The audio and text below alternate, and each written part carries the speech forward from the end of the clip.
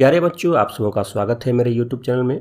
और आज की वीडियो में हम लोग बात करेंगे क्लास 8 के विज्ञान से पाठ 16 वायु एवं जल प्रदूषण के अभ्यास प्रश्न के उत्तर पर।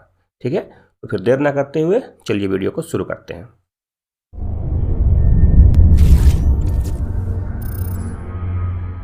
देखिए, पाठ 16 जो है वायु एवं जल प्रदूषण परीक्षा के दृष्टिकोण से बहुत ही महत्वपूर्ण है और इसमें कुल 9 प्रश्न है। एक एक करके हम लोग सभी प्रश्नों के उत्तर पर चर्चा करेंगे। तो सबसे पहले देखिए, आपके स्क्रीन पर दिख रहा है क्वेश्चन नंबर 1, है ना। आप यहाँ पर देखिए, क्वेश्चन नंबर 1 है सही उत्तर चुनिए। मल्टीपल चॉइस क्वेश्चन है। एक प्रश्न के 4 विकल्प दिए गए हैं और उनमें से जो सही विकल्प होगा वो हमें क्या करना है, चुनना है। तो देखिए, आपके सामने पहला प्रश्न है द्वितीय प्रदूषक हैं। तो द्वितीय प्रदूषक कौन से हैं? आपके सामने ऑप्शन नंबर 1 है कार्बन डाइऑक्साइड, ख में है सल्फर डाइऑक्साइड, ग में नाइट्रोजन डाइऑक्साइड और घ में है सल्फर एवं नाइट्रोजन के अम्ल। तो इसका जो सही उत्तर है वह है हमारा घ। सल्फर और नाइट्रोजन के अम्ल जो होते हैं वे द्वितीय प्रदूषक होते हैं। अब देखिए क्वेश्चन नंबर 2। तो प्रश्न संख्या 2 क्या है? क्वेश्चन नंबर 2 है एरोसोल किन सूक्ष्म कणों का बादल है? एरोसोल जो होता है वो किन सूक्ष्म कणों का बादल है? तो ठोस कण, तरल कण, दोनों में से कोई नहीं। तो एरोसोल जो होता है वह ठोस और तरल दोनों प्रकार के कणों का जो होता है वो बादल होता है। तो इसका सही उत्तर कौन सा हो जाएगा? ग। इसका सही उत्तर है ग, यानी कि दोनों मतलब ठोस कण और तरल कण। ठीक है, तो इसका सही उत्तर हो जाएगा ग। अब देखिए प्रश्न संख्या 3 में क्या है? इनमें क्वेश्चन है विश्व तापन के लिए उत्तरदायी प्रमुख गैस है। विश्व तापन मतलब ग्लोबल वार्मिंग। तो ग्लोबल वार्मिंग के लिए जो उत्तरदायी सबसे प्रमुख गैस है वो कौन सा है? तो देखिए आपके सामने क्या क्या ऑप्शन है। आपके सामने ऑप्शन है पहला कार्बन डाइऑक्साइड, दूसरा ख मीथेन, ग दोनों और घ में है दोनों में से कोई नहीं। तो इसका जो सही उत्तर होगा वह ग होगा, दोनों। मतलब विश्व तापन के लिए CO2 गैस भी उत्तरदायी है और साथ साथ मीथेन यानी कि CH4 जो गैस है, ये दोनों ही गैस जो है वो विश्व तापन के लिए उत्तरदायी गैस है। अगला क्वेश्चन देखिए, अगला क्वेश्चन दूसरा नंबर क्वेश्चन में क्या है? खाली स्थानों को सही शब्द से भरना है। क्या करना है? सही शब्द से भरना है। तो देखिए 2 का पहला, जो पदार्थ वायु को संदूषित करते हैं उन्हें कहते हैं, क्या कहते हैं? उन्हें कहते हैं प्रदूषक। प्रदूषक, जो पदार्थ जो वायु को संदूषित करते हैं उन्हें हम लोग कहते हैं प्रदूषक। ठीक है, उसके बाद देखिए दूसरा, वायु प्रदूषण के कारण संबंधित रोग हो सकते हैं। कौन रोग? श्वास संबंधित रोग। श्वास लेने में तकलीफ हो सकती है। तो वायु प्रदूषण के कारण श्वास संबंधित रोग हो सकते हैं।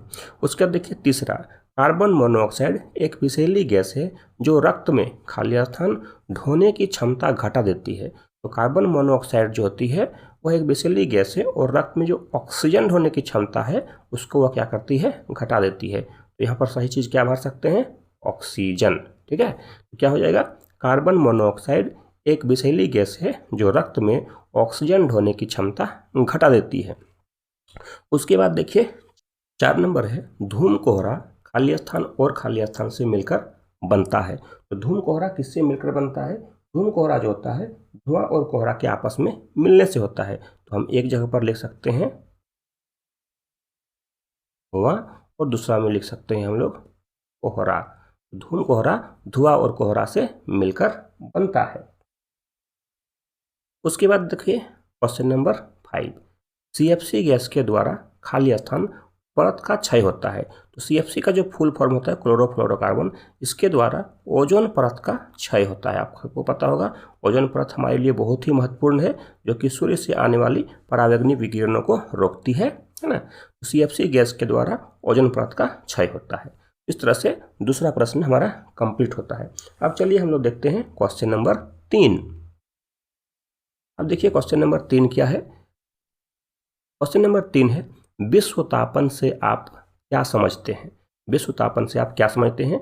विश्व तापन को अंग्रेजी में हम लोग कहते हैं ग्लोबल वार्मिंग। ठीक है, तो ये क्या होता है? तो देखिए उसका उत्तर है सूर्य की किरणें वायुमंडल से गुजरने के बाद पृथ्वी की सतह को गर्म कर देती है। पृथ्वी की सतह गर्म होने के बाद मुख्यतः लंबी तरंग लंबाई वाली अवरक्त विकिरणों को उत्सर्जित करती है। ठीक है, क्या होता है कि सूर्य से जब प्रकाश की किरणें आती है, सूर्य से जब प्रकाश हमारे वायुमंडल से होते हुए पृथ्वी तक आती है तो वह पृथ्वी की सतह को गर्म करती है, और गर्म करने के बाद क्या होता है, पृथ्वी भी वहाँ से ऊष्मा को उत्सर्जित करती है जो कि अवरक्त विकिरण के रूप में होती है। और ये विकिरणें ग्रीन हाउस गैसों के आवरण को पार नहीं कर पाती है। ग्रीन हाउस गैस जैसे कि कार्बन डाइऑक्साइड, मीथेन, ये सब जो गैस है वो ग्रीन हाउस गैस है, तो इसके आवरण को पार नहीं कर पाती है। अब पार नहीं कर पाएगी तो क्या होगा, ये सारी जो गैस हैं, ये जो विकिरण है, इनसे परावर्तित होकर अवरक्त विकिरणें पुनः पृथ्वी की ओर लौट आती है। इस कारण पृथ्वी के ताप में वृद्धि हो रही है। पृथ्वी के तापमान में होने वाली इसी वृद्धि को हम विश्व तापन या ग्लोबल वार्मिंग कहते हैं। ठीक है, तो क्या हुआ, इसका मतलब कि सूर्य की किरणें वायुमंडल से गुजरने के बाद जब पृथ्वी की सतह पर आती है तो वह पृथ्वी की सतह को गर्म करती है। गर्म करने के बाद पृथ्वी वहाँ से अवरक्त विकिरण उत्सर्जित करती है। ये अवरक्त विकिरण पृथ्वी से बाहर जाना चाहती है, लेकिन ग्रीन हाउस की जो गैसें हैं उनके आवरण को पार नहीं कर पाती है और उनसे परावर्तित होकर पुनः जो है पृथ्वी पर लौट आती है। इससे क्या हो रहा है, पृथ्वी का तापमान बढ़ रहा है, और इसे ही हम लोग कहते हैं ग्लोबल वार्मिंग या विश्व तापन। चलिए हम लोग देखते हैं क्वेश्चन नंबर 4। चौथा क्वेश्चन बहुत ही इंपॉर्टेंट है, आप इसे जरूर देख लेंगे, ये IMP इंपॉर्टेंट है ना। तो क्वेश्चन क्या है, CNG और LPG का विस्तारित रूप लिखिए, इनका उपयोग किस प्रकार प्रदूषण कम करने में सहायक है। तो सबसे पहले हम लोग CNG और LPG का विस्तारित रूप देख लेते हैं। ठीक है, तो देखिए CNG का जो विस्तारित रूप है वह है compressed natural gas, C4 compressed, N4 natural और G4 गैस। उसके बाद है LPG का फुल फॉर्म है liquefied petroleum gas, L liquefied के लिए, P पेट्रोलियम के लिए और G गैस के लिए। तो CNG का हो गया कंप्रेस्ड नेचुरल गैस और LPG का हो गया लिक्विफाइड पेट्रोलियम गैस। इनके उपयोग के बाद, इनके मतलब CNG और LPG के उपयोग के बाद किसी प्रकार का अवशेष नहीं बचता है। आपने देखा होगा आपके घर में अगर गैस से खाना पकता है तो गैस का यूज करने के बाद हमारे किसी प्रकार का अवशेष, राख वगैरह नहीं बचता है, लेकिन कोयला या लकड़ी का इस्तेमाल करते हैं तो हमें राख बचता है। तो यही इसमें कहा गया है कि इनके उपयोग के बाद किसी प्रकार का अवशेष नहीं बचता है, साथ ही साथ इसमें किसी प्रकार की जहरीली गैस का भी निर्माण नहीं होता है। इस प्रकार हम कह सकते हैं कि इनका उपयोग प्रदूषण कम करने में सहायक है, क्योंकि इससे ना किसी प्रकार की जहरीली गैस का निर्माण हो रहा है, ना ही हमें इसमें अवशेष बच रहा है, ना धुआं निकल रहा है। इससे क्या हो रहा है, प्रदूषण कम करने में सहायक है। इसे हम कह सकते हैं कि यह प्रदूषण कम करने में सहायक है। ठीक है, अब देखिए क्वेश्चन नंबर 5। क्वेश्चन नंबर 5 भी बहुत इंपॉर्टेंट है। क्वेश्चन नंबर 5 है, उन कारणों की व्याख्या कीजिए जिससे अम्ल वर्षा होती है। सॉरी, यहाँ जिसे लिखा गया है ये होना चाहिए जिससे, ठीक है ना। तो जिससे अम्ल वर्षा होती है। अब अम्ल वर्षा किन से होती है, तो देखिए अम्ल वर्षा का सबसे बड़ा कारण वायुमंडल में उपस्थित सल्फर और नाइट्रोजन के ऑक्साइड हैं, मतलब सल्फर डाइऑक्साइड और नाइट्रोजन डाइऑक्साइड।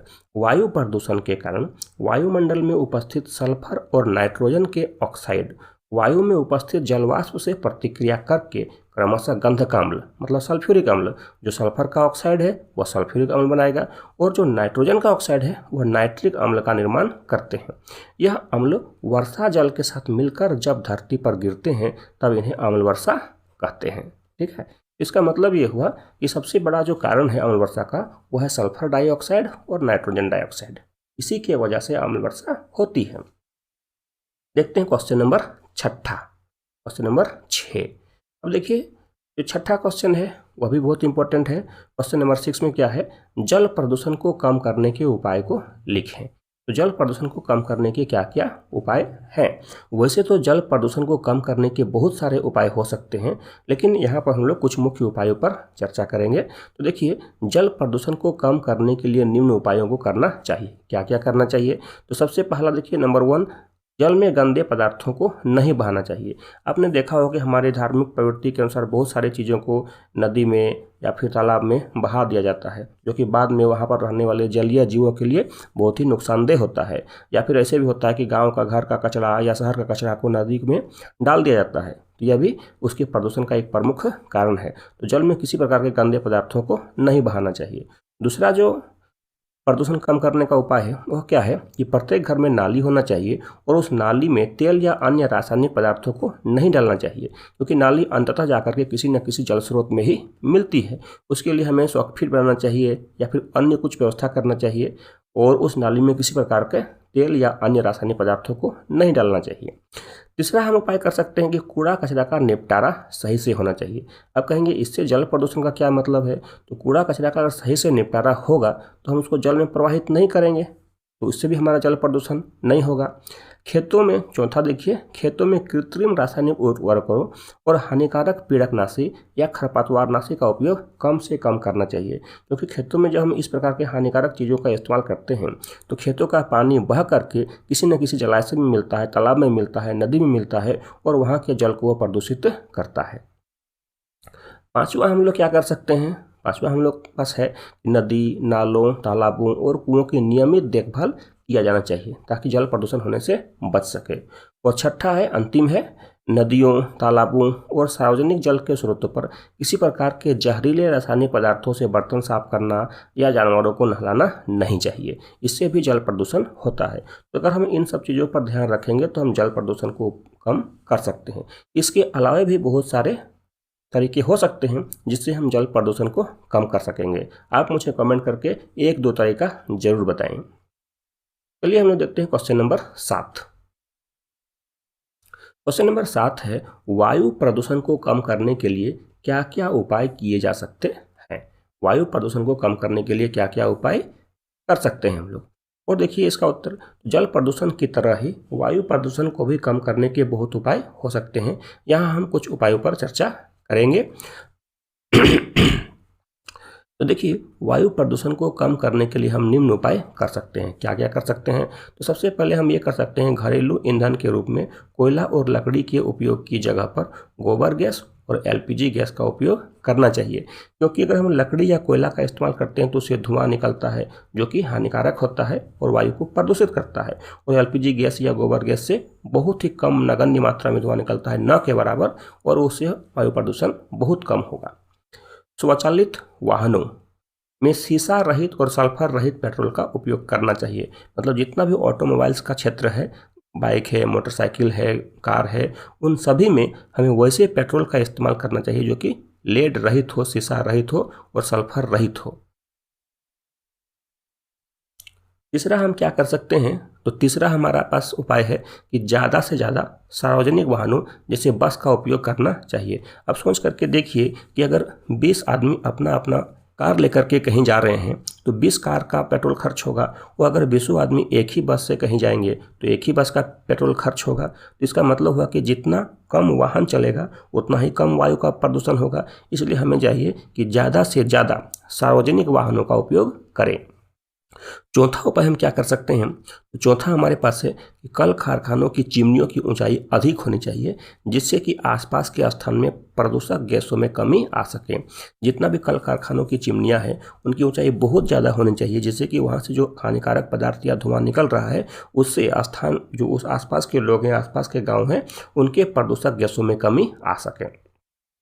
उसके बाद देखिए, पाँचवा है ऊर्जा के गैर परंपरागत स्रोतों जैसे सौर ऊर्जा, पवन ऊर्जा, जल ऊर्जा इत्यादि के उपयोग को बढ़ावा देना चाहिए।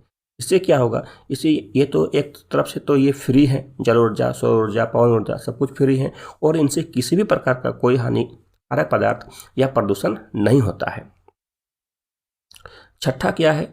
अनावश्यक रूप से अपने वाहन के इंजन को चालू नहीं करना चाहिए। बहुत बार ऐसा होता है कि लोग कहीं पर जा रहे हैं, अचानक से किसी का फ़ोन आ गया, अब वो फ़ोन कॉल रिसीव कर रहे हैं लेकिन उस गाड़ी का इंजन चालू है, तो उससे क्या होगा? ईंधन का बर्बादी भी है और प्रदूषण भी फैल रहा है। तो हमें चाहिए कि अनावश्यक रूप से हम ईंधन अपने वाहन के इंजन को चालू नहीं रखें, जब ज़रूरत नहीं हो तो उसको ऑफ कर दें। सातवां हमारे पास पॉइंट है पटाखों का बहिष्कार करना चाहिए। पटाखे क्या होते हैं? उससे बहुत ज़्यादा मात्रा में हानिकारक गैसें निकलती है, और अगर हम पटाखों का बहिष्कार करते हैं तो हम अपने वायु प्रदूषण को काफ़ी हद तक कम कर सकते हैं। आठवां पॉइंट देखिए, ज़्यादा से ज़्यादा साइकिल और ई रिक्शा का उपयोग करना चाहिए। अभी क्या होता है कि अगर हमें थोड़ा सा भी कहीं दूर जाना होता है तो फिर हम मोटरसाइकिल लेकर के जाते हैं, कार लेकर के जाते हैं, लेकिन हमें क्या चाहिए कि अगर छोटी मोटी डिस्टेंस तय करनी हो तो हम प्रयास ये करें हम साइकिल से जाएं या फिर ई रिक्शा का उपयोग करें, जो कि बैटरी से चलने वाली रिक्शा होती है। अभी तो सभी जगहों, सभी शहरों में लगभग ई रिक्शा का उपयोग होने लगा है। क्या आपके शहर में ई रिक्शा का उपयोग हो रहा है? कमेंट करके जरूर बताएं। अब देखिए क्वेश्चन नंबर 8। 8वां प्रश्न है, पेयजल के अशुद्ध होने से क्या क्या परेशानियां हो सकती है? पेयजल का मतलब हो गया पीने योग्य जल। तो अगर पीने योग्य जल अशुद्ध हो जाए तो क्या क्या परेशानियां हो सकती है? चलिए हम लोग इसका उत्तर भी देख लेते हैं। तो देखिए, पेयजल सभी जीवों और मनुष्यों के लिए एक अति आवश्यक वस्तु है। पेयजल के अशुद्ध होने से हमें अनेक प्रकार की बीमारियां हो सकती है। फ्लोराइड युक्त जल के सेवन से मनुष्यों में फ्लोरोसिस नामक बीमारी होती है। मतलब अगर जल में फ्लोराइड मिला हुआ है तो हमें क्या होगा? फ्लोरोसिस नामक बीमारी हो सकती है। जबकि अगर शीशा युक्त जल हो तो उससे में पागलपन, मस्तिष्क और किडनी की बीमारी हो सकती है। इसी प्रकार आर्सेनिक युक्त जल के सेवन से चर्म रोग या फेफड़े का कैंसर आदि कई रोग हो सकते हैं। इस तरह से क्या है कि अशुद्ध जल यानी कि पेयजल के अशुद्ध होने से हमें बहुत प्रकार की परेशानियां हो सकती है।